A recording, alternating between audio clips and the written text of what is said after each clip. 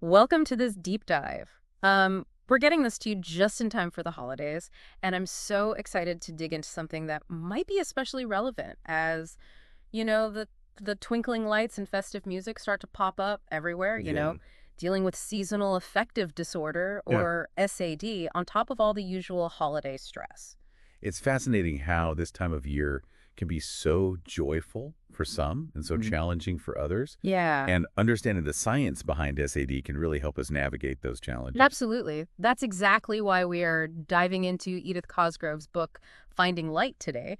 You shared this one with us. Yeah. So we're going to extract those golden nuggets of wisdom that can help you not just survive, but truly thrive during the holidays, even with SAD. And what's so helpful about Cosgrove's approach is that she starts by explaining the science behind SAD in a way that's really easy to grasp. Okay. It's not just winter blues, like some people think. Right. So let's unpack that science. What's Yeah. actually happening in our brains and bodies when those days get shorter? Well, it all starts with sunlight, or the lack thereof. Sure. Reduced daylight disrupts our internal clock. Okay. And that has a ripple effect on everything from our mood to our energy levels. Yeah. It's like our body's saying, hey, where'd all the sunshine go? I need that to function. And it's not just a feeling. There's actually a specific chemical change happening too, right? Absolutely. Less sunlight means a dip in serotonin, that feel-good neurotransmitter that impacts our mood appetite, sleep, Right. all the things that can feel out of whack when SAD hits. Oh, man. That explains why, even if I'm exhausted during the holidays, I still struggle to fall asleep early. Yes. It's like my body is stuck in the cycle of stay awake, eat all the carbs. That's a perfect example. Yeah. And it's not laziness or a lack of willpower. Yeah. It's a physiological response to the change in seasons. Your body is producing more melatonin, that sleep hormone, because it thinks it's the middle of the night, even if it's only 7 p.m. Wow, I never thought about it like that. So knowing this, what can we do to kind of reset our internal clock during the holidays? There are actually a few things. Even a brisk walk in the morning light can make a difference. Okay. It's like giving your body a signal that it's daytime and time to wake up. Interesting. We could dive into more of those strategies later. Yeah, but first, let's acknowledge the elephant in the room. Or rather, the elephant wearing a Santa hat.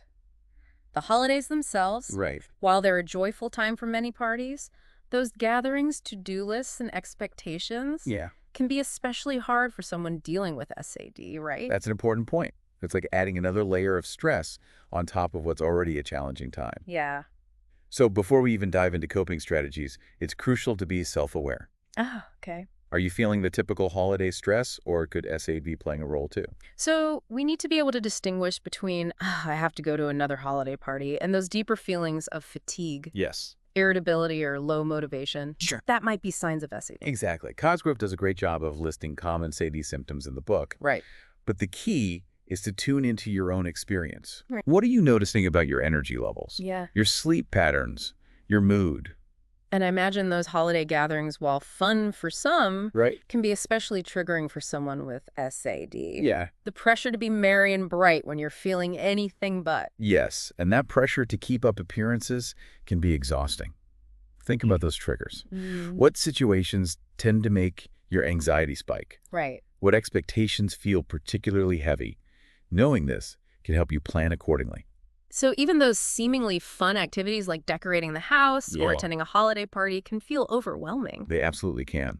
And that's why Cosgrove emphasizes the importance of setting boundaries, even around things that are supposed to be enjoyable. Right. It's okay to say, I need a break from this party. Right. Or I'll help with decorating later after I take a walk. So it's about giving ourselves permission to prioritize our well-being, even amidst the holiday cheer. Yes. And for those of us who struggle with SAD, recognizing our triggers and communicating our needs becomes even more essential. Absolutely. Mhm. It's not selfish. It's about honoring what you need to feel your best during the holidays. Okay.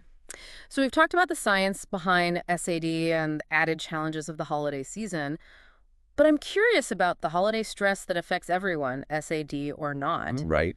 Cosgrove lists some common culprits, starting with family dynamics, which, let's be honest, can be a recipe for both heartwarming moments and some serious holiday drama. The pressure to live up to family expectations, Yes. navigate those sometimes tricky dynamics, all while feeling that seasonal pressure to be cheerful. Right. It's a lot to juggle. And it's so easy to fall into the trap of comparing ourselves to that picture-perfect holiday image, especially when social media is flooded with it. And that comparison can fuel feelings of inadequacy, like Yeah. you're not measuring up to some external standard of holiday success, Right. which can really intensify this stress. And then there's the financial pressure of the holidays, gifts, travel, hosting. It Yeah. all adds up so quickly. For someone with SAD who might already be feeling low energy and motivation, that financial burden can make it even harder to find the joy in the season. It's like those money worries become another weight on top of everything else you're carrying. Exactly. And it can make it even harder to prioritize self-care, which ironically is when we need it the most. Speaking of which, we can't forget about time management or the lack thereof. Right. Between social obligations, work deadlines, shopping, cooking, wrapping, it's like the holidays turn to this whirlwind of to-dos. And that lack of downtime can be especially detrimental for someone with SAD whose energy reserves are already depleted. So it's like a recipe for burnout, right? It can definitely contribute to feeling overwhelmed and exhausted. So what can we do about it? How do we navigate all of this holiday stress on top of SAD and actually find moments of peace and joy? Well, that's where Cosgrove's practical strategies come in. Oh, okay. She offers some really helpful tools, starting with mindfulness, Okay. which we can delve into more deeply in a bit. Okay, let's tease that a little. What is mindfulness exactly, and why is it so beneficial during the holidays, especially when SAD is trying to steal the show? Mindfulness is about being present in the moment without judgment. It's about noticing your thoughts and feelings without getting swept away by them, like riding a wave instead of getting pummeled by it. Okay. I can see how that would be helpful, but I'm guessing it takes practice, especially when our minds are racing with all the holiday things. You're absolutely right. Yeah. It does take practice, but even a few minutes of mindfulness each day can make a big difference. So we've talked about mindfulness as a tool, but how do we actually do it? Like, what are some specific mindfulness exercises we can try, especially during the holidays? That's where Cosgrove's book really shines, because she offers practical, easy-to-implement techniques. One of my favorites is the 4-7-8 breathing exercise. It's so simple. You can do it anywhere, anytime, even in the middle of a chaotic holiday party. Wait, even surrounded by my crazy family. Okay. I'm intrigued.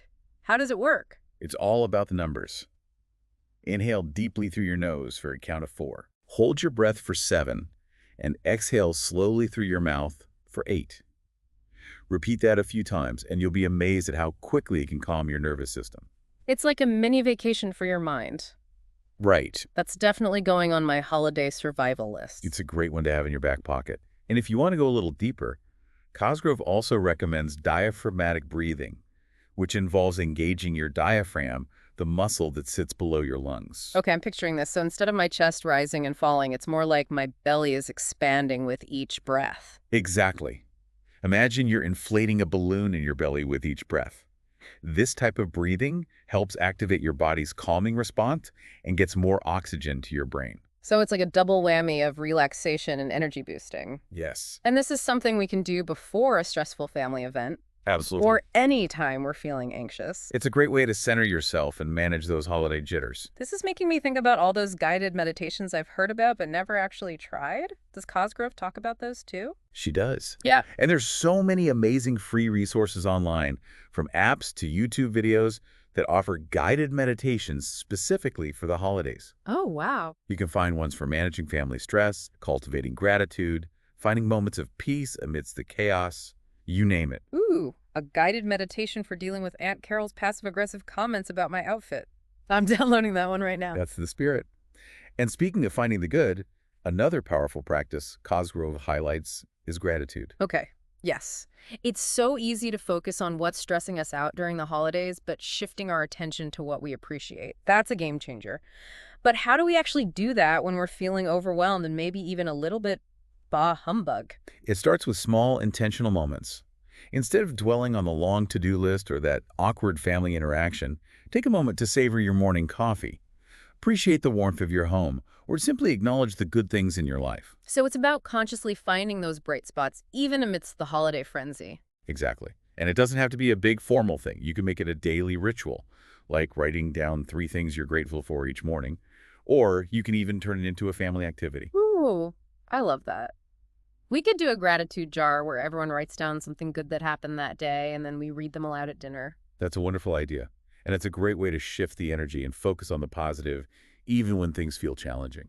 Okay, so we've got some amazing tools for managing stress and cultivating mindfulness. But let's be real, sometimes we need more than a deep breath and a gratitude list, right? Absolutely. And that's why Cosgrove dedicates a whole chapter to building a support system, which can be especially vital during the holidays when feelings of isolation can be amplified. Yes. It's more than just calling a friend when you're feeling down. It's about being intentional about who we surround ourselves with. Exactly. Who are your go-to people? Those who truly listen and offer support without judgment. That reminds me of something Cosgrove said in the book about identifying our safe people. Yes. Those are the people who get it, who offer a safe space to vent, to laugh, to cry, or just to be yourself without feeling pressured to put on a happy face. And she doesn't shy away from the idea of seeking professional help either.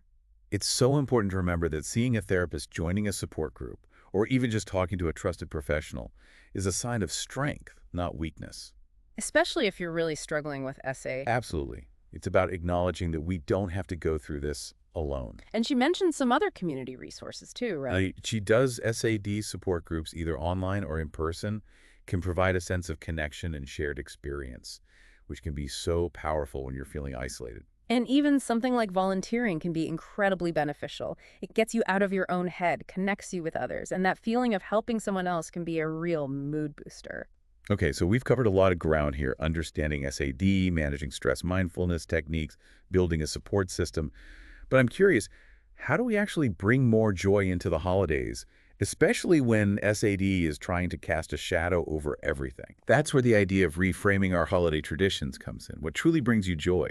What traditions feel more like obligations than celebrations? I love that. It's about taking ownership of our holiday experience and making conscious choices that align with our needs and values. Exactly. Maybe instead of a big, stressful family gathering, you opt for a smaller, more intimate celebration with close friends. Or maybe you create a new tradition altogether, like a day trip to a cozy cabin or a solo spa day. Ooh, a spa day sounds amazing. I'm adding that to my stress-free holiday calendar right now. Perfect. And speaking of finding joy, let's not forget to celebrate the small wins.